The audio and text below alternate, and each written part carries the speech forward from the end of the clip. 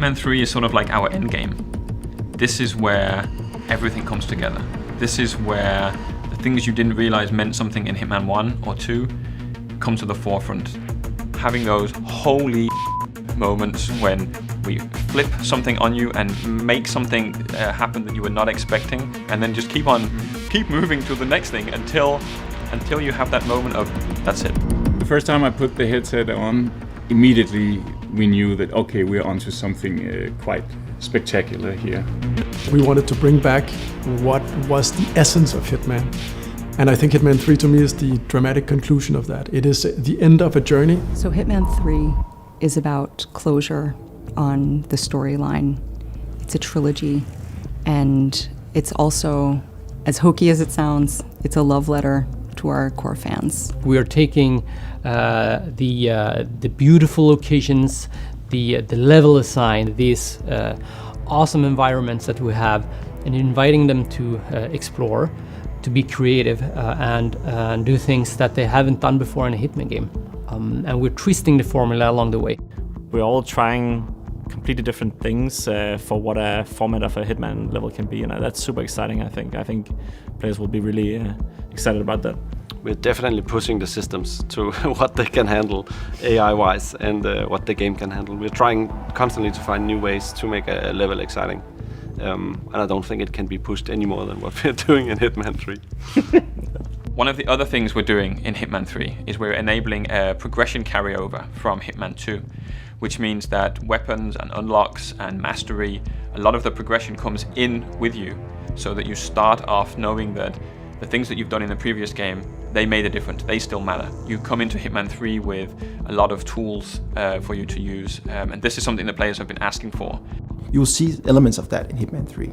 Things that fans want, things that fans have been talking about since Hitman 1, you will see in Hitman 3. I think what our players will like the most is going into this game not knowing what to expect, and then really seeing how the game takes them on a dark journey that is both intimate and emotional, and with some hope sprinkled in.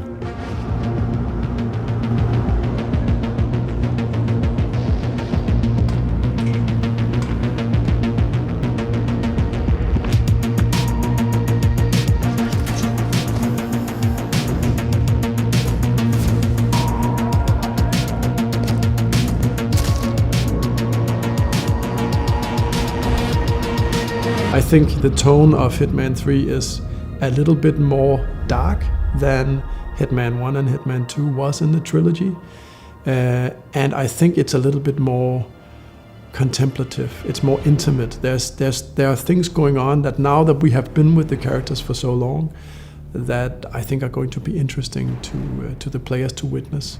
Hitman 3 is clearly more dark and more brooding than the other two chapters, which in a way brings the game as a whole closer to the tone of the story. Yeah, I agree. I think the fact that it's a sandbox allows you to do some pretty crazy things that would seem weird if we put them in the main story. So the task of the main story is definitely to keep everything on the straight and narrow, if you will, and make sure that, okay, so we're establishing this dark spy thriller, so we need to make sure that that sort of comes through the whole experience.